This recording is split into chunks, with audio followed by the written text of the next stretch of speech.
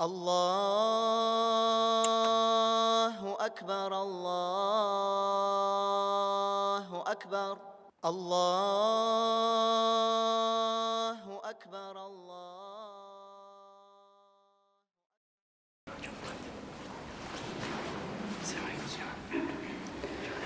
بسم الله الرحمن الرحيم.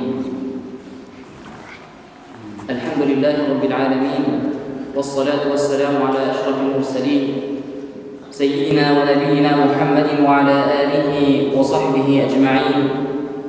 اللهم علمنا ما ينفعنا وانفعنا بما علمتنا وزدنا علما.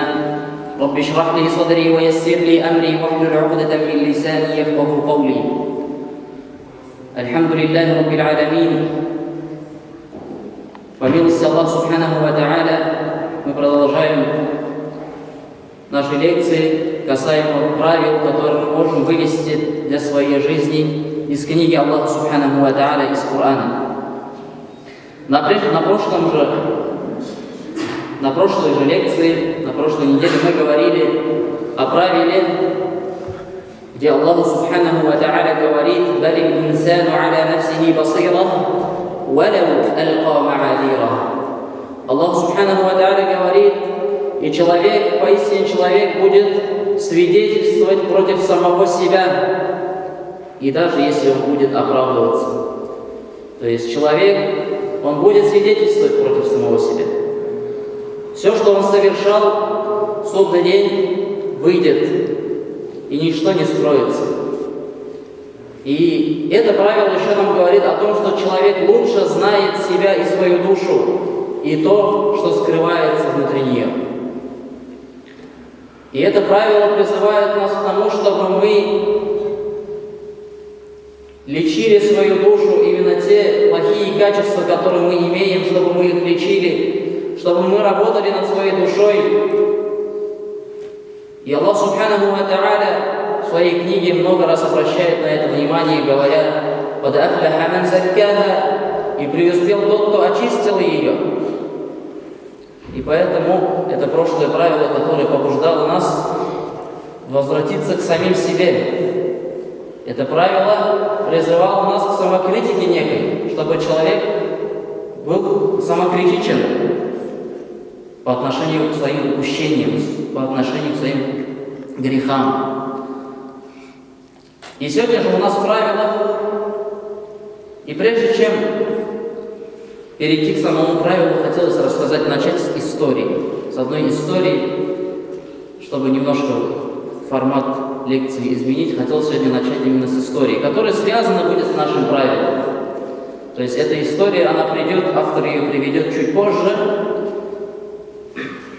И эта история связана с одним из 4 основателей мазхабов. Эта история связана с Ахмадом ибн Ханбалем. Эта история связана с Ахмадом ибн Ханбалем, последним из 4 основателей мазхабов. И если кто не знает, то Ахмад ибн Ханбаль жил в какое время? Он жил во время правления аббасидского халифата. Был аббасидский халифат, то есть в его время правили внуки, правнуки Абдулла ибн Аббас, то есть Аббас ибн Абдул-Мутталиб. И было время, когда было справедливое правление, было правление Харуна ар-Рашида, он был аббасидским халифом, но в то время еще Ахмад ибн Ханбаль был молодым. Потом умер Харун ар-Рашид, и несколько раз сменялись халифы. И однажды стал халифом человек, у которого воззрения, у которого убеждения были му'тазилитскими. То есть этот халиф был му'тазилитом. И основная фитна, основная смута, которая произошла в то время, это то, что он считал, что Коран это созданное, это нечто созданное. И они отрицали некоторые вещи, и ученые противостояли этому, некоторые ученые противостояли этому. Было несколько халифов, которые были на этих убеждениях. Среди них был Ма'мун, это, получается, сын Харуна ар-Рашида. Потом был Му'тасим, это известный, кстати, халиф, известен тем, что он был очень храбрым, очень воинственным, но он не был образован религиозно, то есть он и как бы ученые, которые были при халифе, они были му'тазилитами, и он следовал тому, что они говорят. Также это касается Ахмада ибн Хамбаля. Ахмад, всех ученых Багдада, всех ученых той местности собрали и заставили признать те убеждения, которые были у халифа. И все ученые признали. Все ученые, даже, может быть, они в сердце это не признали, но все сказали: да, мы согласны с этим мнением, Коран он создан, и все, что, как вы считаете, мы так и считаем. То есть все признали, но кроме некоторых. И одним из них был Ахмад ибн Хамбаль, одним из них был Ахмад ибн Наср аль-Хузаи и еще несколько других ученых. И по милости Аллаха Субханаху ва Тааля прошло некоторое время, и пришел к власти Мутаваккиль. И вот это михна, это называлось михна, именно мучение, да, Ахмада ибн Хамбаля и тех его соратников, ученых. И эта михна закончилась, он остановил на себе вот это. Потому что Ахмада ибн Хамбаля заточили в тюрьму, его закрыли во время Му'тасима, его очень сильно пытали, очень сильно били, и некоторых ученых, которые не признали воззрение этого халифа, даже убили. И вот здесь приводится история, то есть касаемо нашей темы приводится история. Когда Аль-Мутаваккиль стал халифом, к нему зашел Абдул-Азиз ибн Яхья аль-Кинани и сказал: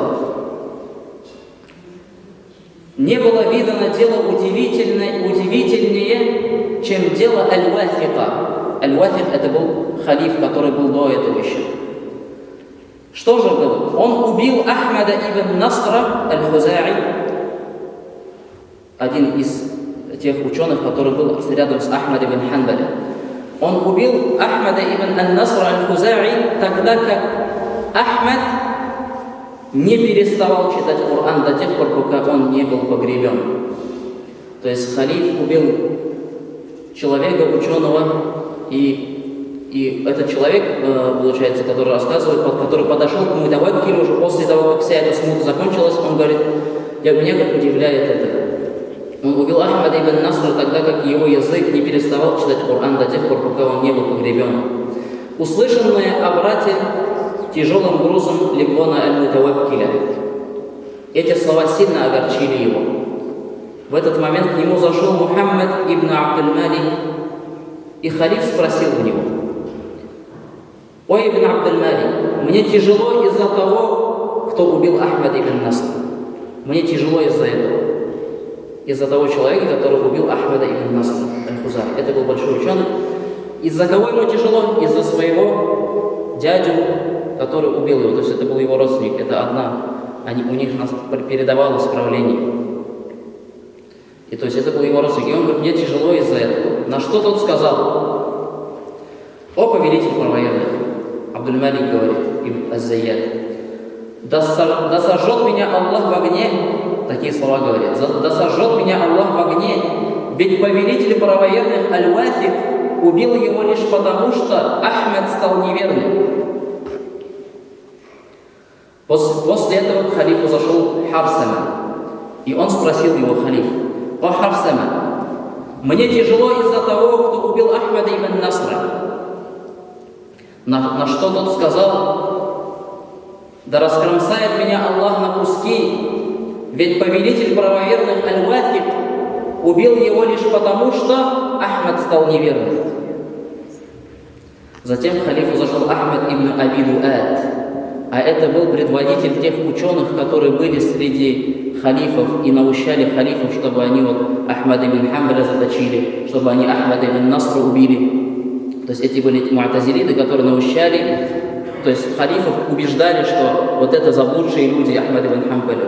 То есть обращая эти слова Ахмад ибн Хамбалю, они говорили: «О халиф, это заблудший человек, его надо убрать, он фитну фитну разносит и так далее. То есть клеветали на них. И зашел вот этот Ахмад ибн Аби Дуад, это предводитель муатазилитов того времени. И он сказал ему: «О, Ахмад, мне тяжело из-за того, кто убил Ахмада ибн Насра». На что Ахмад ибн Аби Дуад сказал: «Пусть Аллах парализует меня, ведь повелитель правоверных Аль-Вафид убил его лишь потому, что он стал неверным». И после Аль-Мутаваккиль сказал, после этого случая, уже после некоторого времени, что касается первого, то Аль-Мутаваккиль говорит: «Я сжег его». Что касается Харсама второго, он сбежал, поселившись в пустыне. А когда проходил через племя Хуза'а, это племя Ахмада ибн Ан-Наср Аль-Хуза'и, его узнал некий мужчина из поселения и закричал: «О, племя Хуза'а, это тот, кто убил Ахмада ибн Насра», и его растерзали на кусочки. А Ахмада ибн Аби Дуада разбил паралич. И что сделали эти трое? Что сделали эти трое? То есть была фитна, была смута. Сейчас она прошла, и Мутаваккиль беспокоился о том, что произошло такие большие поступки были совершены, убили человека, покалечили человека, инвалидом сделали человека. И он переживал. И задал вот этим трем людям, которые в то время тоже были около халифа, он задал им вопрос. И я переживаю за это. И эти люди что сказали? То есть они сказали: халиф не сделал это, кроме как из-за того, что Ахмад ибн Наср стал неверным. Хотя они знали, что он не стал неверным. Они знали, что он не стал неверным. Это были люди, которые... У них были знания, вот этих троих. Но они из-за своих каких-то помыслов, из-за своих каких-то целей, они солгали на Ахмада ибн Насра. Они сказали: халиф не сделал это, кроме как из-за того, что Ахмад ибн Наср стал неверным. И сделали даже, они даже в своей лжи, в своем вот этом, то есть они в своих помыслах, в своей лжи вот этом, они уже были убеждены, сами обманулись. И что Аллах Субханаху ва Тааля так сделал, что их кончины были очень, очень плохими. И Ахмада ибн Аби Дуада поразил паралич в конце его жизни. А Харсаму его растерзали на кусочки племя Ахмада ибн Наср Аль-Хуза'и. То есть смотрите, какая кончина была у этих людей, и как Аллах Субханаху ва Тааля наказал их. Как Аллах Субханаху ва Тааля наказал их. И эта история приводится почему? Наша сегодняшняя тема будет касаться лжи, будет касаться обмана, будет касаться хитрости. И автор приводит эту историю. И можно привести очень много историй касаемо этой темы. И на самом деле история Ахмада ибн Ханбаля, история Ахмада ибн Насра и других ученых, которые были в то время, она очень интересна. И поэтому я призываю себя и вас изучать эту историю. Она интересна, и много можно уроков взять, пользы взять с этих уроков. И они все трое солгали, они все трое оклеветали. И Аллах Субханаху ва Тааля сделал их конец вот таким. Они умерли страшной смертью. И здесь каждый для себя может взять урок. Когда он на кого-то клевещет, когда он на кого-то наговаривает, когда он обманом хочет чего-то достичь, или какие-то у него цели, в которых есть обман. Задумайся над тем, какая может быть твоя кончина после этого. И что Аллах Субханаху ва Тааля может сделать с тобой. И наша тема сегодня это аят из суры Таха. Из суры Таха, где Аллах Субханаху ва Тааля говорит: «Вакад хаба ман ифтара». Это правило, это пятое правило, которое мы с вами берем. Аллах Субханаху ва Тааля говорит: «Вакад хаба ман ифтара». Неудача постигнет того, кто измышляет ложь. Неудача постигнет того, кто измышляет ложь. И данное правило приходит в аяте, данный отрывок приходит в аяте касаемо Мусы алейхиссалям и Фир'ауна. И Аллах Субханаху ва Та'аля говорит: «Каля мав'идукум яум зинати ва айюхшара ан-насу духа, фатавалла Фир'ауну фаджама'a кайдаху thumma ата, каля лахум Муса вейлакум ла тафтару аля Аллахи кадибан фаюсхитакум би'азаб, ва кад хаба ман ифтара». Он сказал, Муса сказал: «Сроком для вас будет день украшения, и пусть люди соберутся утром». Это когда люди фараона и Муса должны были встретиться, чтобы у них был поединок, это назвать не знаю. То есть они должны были доказать, то есть народ должен был собраться, они должны были собрать народ. И Муса хотел показать, что то, что у фараона, и то, что замышляет фараон, это ложь.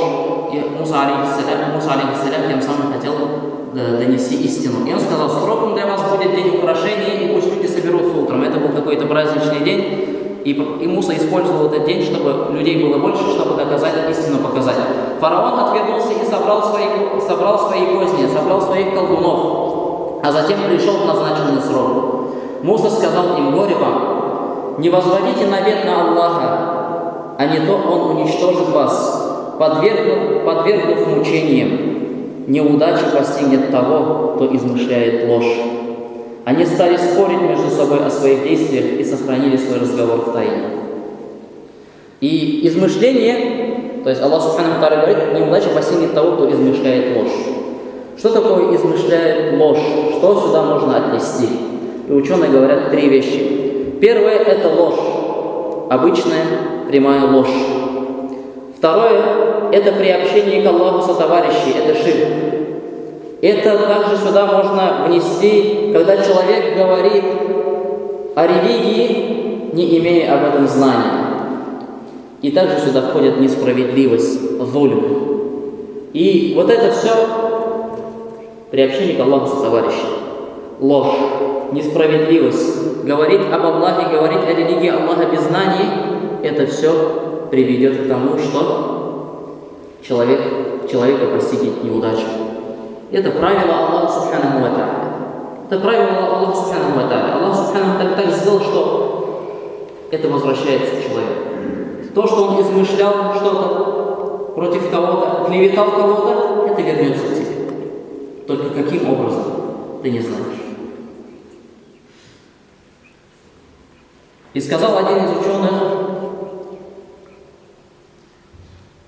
он говорит, Аллах Субханаху ва Тааля в этом аяте, он говорит, Аллах Субханаху ва Тааля ручается за то, что измышляющие ложь непременно потерпит неудачу. И Он не наставит их на верный путь. Он также подвергнет их унизительному наказанию. И это, как он говорит, Аллах Субханаху ва Тааля ручается в этом аяте. وَقَدْ خَابَ مَنِ افْتَرَى. Это как обещание Аллаха, это как правило Аллаха. И Аллах Та'аля не нарушает свои правила. Аллах Субхану ва Тааля не нарушает свои обещания. Если мы посмотрим на наши дни, то это правило и нас тоже очень сильно касается. Мы тоже, когда-то человек, бывает, он где-то обманет кого-то. Бывает, человек где-то оклеветает кого-то, чтобы добиться какой-то своей цели, достичь чего-то, но ему будет кто-то мешать в этом, он постарается его как-нибудь убрать, что-нибудь придумать. И этот человек никогда не преуспеет. И как Аллах Субханаху ва Тааля говорит, неудача постигнет этого человека. Аллах Субханаху ва Тааля также говорит, وَمَنْ أَظْلَمُ مِمَّنِ افْتَرَى عَلَى اللَّهِ كَذِبًا أَوْ قَالَ أُوحِيَ إِلَيَّ وَلَمْ يُوحَ إِلَيْهِ شَيْءٌ وَمَنْ قَالَ سَأُنْزِلُ مِثْلَ مَا أَنزَلَ اللَّهُ. И вот здесь уже можно отнести и привести то, к чему относится еще этот аят. Да? Мы сказали, что этот аят касается тех, кто измышляет ложь на Аллаха. Говорят об Аллахе без знания, не опираясь на знания. И ведь Аллах Субханаху ва Тааля сказал, кто может быть несправедливее того, кто возводит навет на Аллаха. Или говорит, мне дано откровение, хотя никакого откровения ему не дано. Или говорит, я не спошлю подобное тому, что не спаслал Аллах. Если бы ты видел беззаконников, когда они оказываются в предсмертной агонии, и ангелы простирают к ним свои руки, какая у них кончина. И Аллах Субханаху ва Тааля здесь говорит о тех людях, которые говорят об Аллахе без знания. И более того, Аллах Субханаху ва Тааля указывает нам, что говорить об Аллахе, не имея об этом никакого знания, это величайший грех, какой только может быть совершен человек. И Всевышний Аллах Субханаху ва Тааля говорит: «Куль иннама харрама рабби аль-фавахиша ма захара минха ва ма батан, والإثم والبغي بغير الحق وأن تشركوا بالله ما لم ينزل به سلطانا وأن تقولوا على الله ما لا تعلمون». Скажи, мой Господь запретил совершать мерзкие поступки, как явные, так и скрытые, совершать грехи, бесчинствовать безо всякого права, приобщать к Аллаху сотоварищей, в пользу чего Он не спаслал никакого доказательства, и наговаривать на Аллаха то, чего вы не знаете. И, как мы сказали в начале, и постигнет удача того, и постигнет неудача того, кто лжет.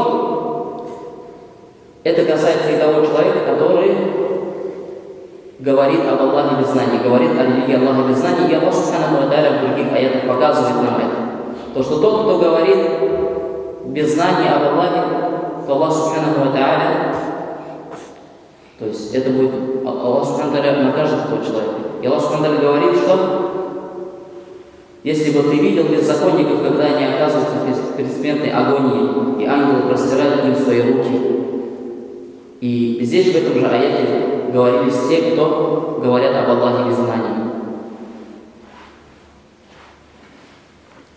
И человек, тем самым, говоря об Аллахе без знаний, он попадает в многобожие. И человек, может быть, у него нет знаний, и он говорит что-то о религии, доказывает что-то, но у него нет знаний, он может впасть в многобожие. Или же может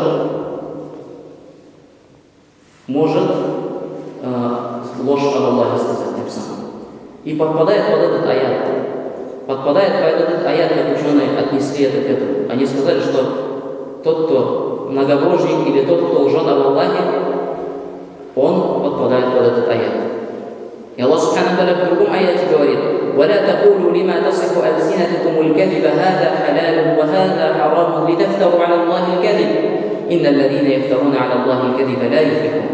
Не изрекайте своими устами ложь, утверждая, что это дозволено, а то запретно, и не возводите навет на Аллаха. Воистину не преуспеют те, которые возводят навет на Аллаха.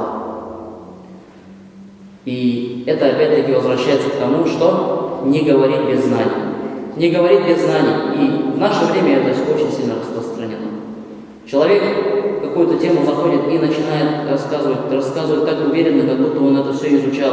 Доказывает что-то. Да, вот это так надо делать. Да вот это так, вот там, вот такой хадис пришел. Начинает доказывать, а сам даже в руки книжку не брал. И пусть побоится этот человек. Пусть побоится этот человек, который так делает. Ведь он может возвести на Аллаха ложь. Он может возвести на Аллаха ложь и тем самым попасть под этот аят. И поэтому, когда мы что-то говорим о религии Аллаха Субханаху ва Тааля, когда мы заходим в какие-то темы, мы должны быть аккуратными. И ученые очень боялись этого. Даже сподвижники очень сильно боялись этого.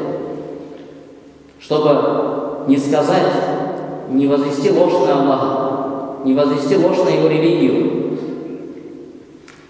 Именно по этой причине многие из наших предшественников боялись утверждать, что вынесенное ими решение в вопросе, относительно которого нет прямого текста или единодушного мнения ученых, является законом Аллаха. Они говорили: пусть каждый из вас побоится Аллаха, чтобы сказать. Пусть каждый боится Аллаха, чтобы сказать: Аллах разрешил это и запретил то. А ведь Аллах потом ему скажет: ты солгал, я не разрешал это и не запрещал того. Поэтому это опасно очень, когда человек начинает говорить о религии Аллаха что-то без знания. говоря, это разрешено, это запрещено, это можно, это нельзя, это неправильно. К сожалению, это очень сильно распространено сейчас, и особенно среди молодежи. Они говорят, это неправильно, брат, это оставь, это нет, неправильно. С чего ты взял, что это неправильно? Ты изучил это, ты полностью прочитал всю эту тему, раскрыл, все мнения ученых прочитал? Нет, конечно. Просто какое-то одно мнение услышал и говорит, все, вот так надо, а остальное неправильно, там оставьте. Это очень опасно. Это очень опасно. Ты можешь тем самым возвести ложь на Аллах или что-то на религию, возвести ложь на религию Аллаха Субхану ва Тааля. То есть и не только разрешив что-то, но и запретив что-то. И также вот такие слова, как это бид'ат, это там харам, это тоже опасно. Тоже опасно. Это религия Аллаха Субхану ва Тааля, это не та вещь, в которой можно так просто играть.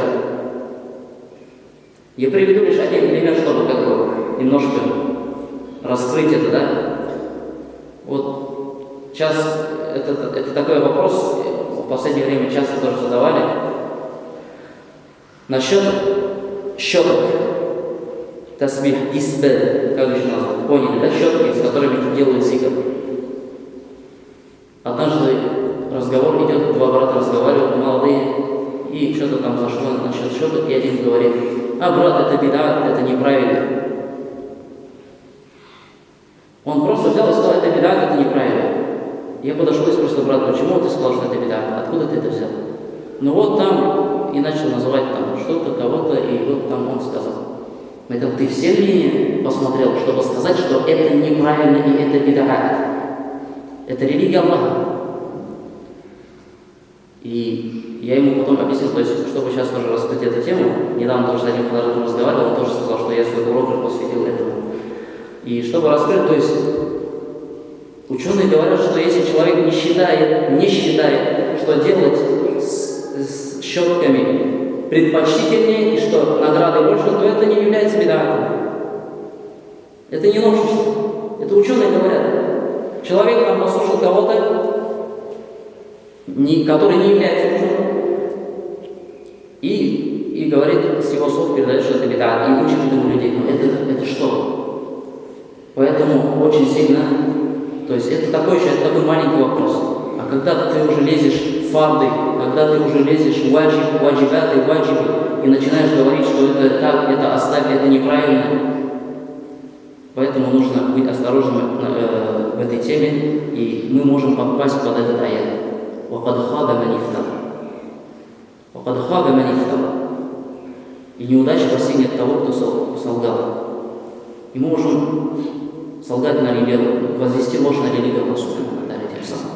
И Аллах Та'аля судья скажет, я не запрещал это, или я не разрешал это, а ты запретил и разрешил. Поэтому это очень опасно, поэтому мы, люди, которые не являемся учеными, у нас нет таких знаний, и мы должны так разбрасываться словами, запрещать что-то или разрешать что-то. Пока не изучим это. А не так, что посмотрел там, как это сейчас модно, 5-минутный ролик. И из этого все, вот это значит правильно, остальное значит неправильно. Вот это очень опасно. И когда даже писец записывал под диктовку повелителя правоверных, вот из Умар ибн Хаттаб приводится. Умар ибн Хаттаб, у него был писец, который записывал, и он записывал решение, которое вынес Умар. И затем в завершении сказал писец, и это то, что Аллах дал увидеть повелителю правоверных Умару. То есть, когда написал решение, в конце писец пишет, и это то, что Аллах дал увидеть повелителю правоверных Умару. И сам Умар его поправил и сказал, не говори так. Однако скажи, это то, что увидел Умар. Это то, что увидел Умар. Это не то, что Аллах дал увидеть Умар, а это то, что увидел сам Умар. И если оно верное, то это от Аллаха. А если оно ошибочное, то это от самого Умара. Также приходит от Ибн Вахба, он сказал, я слышал, как имам Малик ибн Анас, один из основателей 4 мазхабов. Имам Малик ибн Анас, да помилует его Аллах, говорил: ни людям, ни нашим предшественникам, которых уже нет, никому бы то ни было, кого я застал и следую за ним, не было свойственно говорить: это разрешено, а это запрещено. Это говорит имам Малик.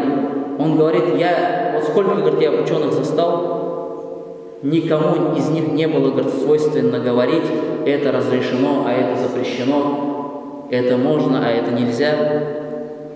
Они, говорит, не осмеливались так говорить. И они говорили: это порицал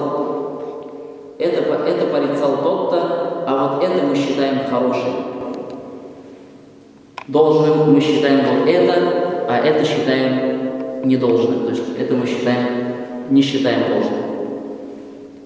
То есть они боялись что-то конкретно, жестко говорить в каких-то вопросах, в которых не было прямых текстов. Понятно, что мы говорим, что обязательно нужно читать пятикратный намаз. Мы здесь говорим: обязательно нужно. Обязательно ты должен, запрещено там, мясо, которое не зарезано с именем Аллаха. Это явные аяты есть, явные доказательства на это есть, явные нассы пришли насчет этого. А то, что разные мнения, когда у ученых разные мнения, они не говорили, что это так надо, это вот так должно, это так не должно. Они говорили: мы считаем так, мы считаем, что так лучше. Вот так говорили. Поэтому мы должны придерживать свой язык. Тем более те, у кого у нас нет знаний, вынесения каких-то религиозных решений людям, когда мы объясняем или говорим, если только мы не ссылаемся на каких-то ученых.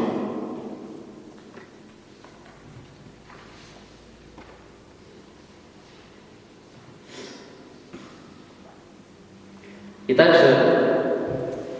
к сожалению, некоторые мусульмане попирают права своих братьев по вере. Это уже второе. Да? Первое — это было возведение лжи на Аллаха и на его религию. И второе — это зулим, несправедливость. И есть люди, которые попирают права своих братьев по вере, несправедливо поступают по отношению к ним, оклеветал кого-то, сделал зулим по отношению к кого-то, обманул кого-то. Подобное происходит в силу разных причин. И в основном это происходит из-за зависти человека. Когда человек завидует кому-то, когда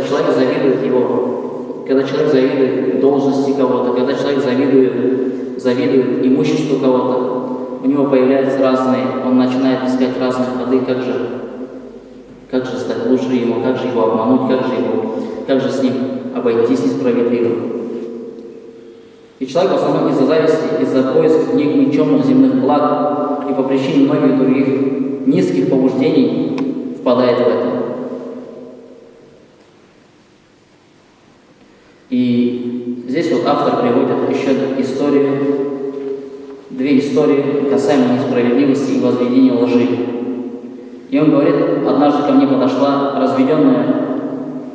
дважды разведенная женщина, работающий преподавателем в университете. И она говорит: 7 лет назад я поступила несправедливо. После второго развода я решила выйти замуж за одного из своих близких людей. У него была спокойная семейная жизнь, жена и 5 детей. Она говорит, я сговорилась со своим двоюродным братом, чтобы мы обвинили ее в супружеской измене, то есть жену вот этого близкого человека. И так мы потихоньку начали распространять слухи о ней среди родственников, и через некоторое время план сработал. И у них все пошло наперекосяк, и они в конце концов развелись. Она добилась развода этого человека, за которого хотела выйти замуж. Однако через год та, что развелась из-за слухов, вышла замуж за большого человека. А муж ее женился не на мне, а на другой. В итоге мы не добились своей цели, но получили по заслугам за свой несправедливый поступок. И она говорит: я заболела раком, а мой двоюродный брат спустя 3 года после этих событий сгорел у себя в квартире. Это автор приводит это тот случай, который произошел с ним, который рассказали ему. И эти случаи показывают нам, насколько, то есть как это влияет в жизни человека, когда человек хочет обмануть кого-то, обхитрить кого-то, когда человек хочет сделать несправедливость кому-то, как он может вернуться. И эти случаи, которые приводятся, они должны стать нам уроком, для того, чтобы мы не повторяли то, что произошло, то, что они делали, то, что у нас, чтобы не было такого отношения, чтобы мы так не делали. И все это что? Все это ложь. Это все из-за чего? Из-за лжи, из-за обмана, из-за каких-то хитростей. И Аллах Субханаху ва Тааля человека наказывает. Пример даже, который мы историю привели в начале, да? История с Ахмад ибн Ханбалем. Какая кончина была у этих трех людей, которые возводили ложь на ученых того времени, которые обманывали правителей своими словами из-за этих слов, когда правители убивали ученых, когда правители мучили таких людей, как Ахмад ибн Ханбаль. Что произошло с Ахмад ибн Аби Дуадом? Его паралич стукнул. Один из них сгорел. И вот та же история, которая произошла в наше время. Аллах Субханаху ва Тааля, то есть то, что мы сделаем, то наши дела, они возвращаются к нам. И Аллах Тааля возвращает нам то, что мы совершаем, то, что мы делаем, то, что мы говорим. И также мы упомянули, что самое страшное, это когда человек возводит ложь на Аллаха, на его религию, говорит об Аллахе без знаний, говорит о его религии без знаний. И подводя итог, заканчивая вот эти три вещи. Первое, не говорить о религии, не говорить об Аллахе без знаний. Лучше промолчать. Может быть, ты что-то слышал, может быть, ты что-то запомнил тогда. И вот тут какой-то вопрос возник, спрашивает человек, ты сейчас можешь ему то, что ты вот там слышал, вроде что-то запомнил, ты ему сейчас можешь ответить и сказать: а, брат, вот так надо сделать, это надо сделать, а вот это нельзя, это оставь, это неправильно. Ты можешь ему так сказать. Но, а если это неправильно? А если есть другое мнение, а ты говоришь, что по-другому нельзя, и ты, получается, возводишь ложь на великий Аллах Субханаху ва Тааля. Говоришь об Аллахе без знания. Второе, это первое. Второе, это что? Это когда человек лжет, когда человек обманывает. Третье, это когда человек поступает несправедливо с другим человеком. Когда он строит козни какие-то, чтобы достичь чего-то мирского. Как вот история с Ахмад ибн Ханбалем и Ахмад ибн Наср аль-Хузаи. Человек, они сделали это, чтобы достичь, они сделали это, чтобы у них был уровень, чтобы была степень, чтобы они были около правителя, чтобы они были около халифа. Они поэтому оклеветали вот этих ученых. Но Аллах Субханаху ва Тааля что сделал в конце жизни? Аллах Тааля унизил их. Да, мы не говорим о них, что они вышли из ислама, мы не говорим о них, что они не были мусульманами, но Аллах Субханаху ва Тааля вот эти их козни, которые они строили, обратил их против них же самих. Их потом выгнали, то есть когда вот пришел Мутаваккиль, он выгнал этих ученых, которые были при халифе до этого. Он выгнал, освободил Ахмад ибн Ханбаль. И Аллах Субханаху ва Тааля, Он воздает по заслугам. То, что человек совершил, это вернется к нему. И это правило учит нас контролировать себя, контролировать свои слова, эмоции, контролировать свой гнев и все остальное. Чтобы не совершать или не говорить то, что будет неправильно, то, что будет ложью. И всегда нужно помнить, что «Вакад хаба ман ифтара» и постигнет неудача, придет беда к тому человеку, кто лжет.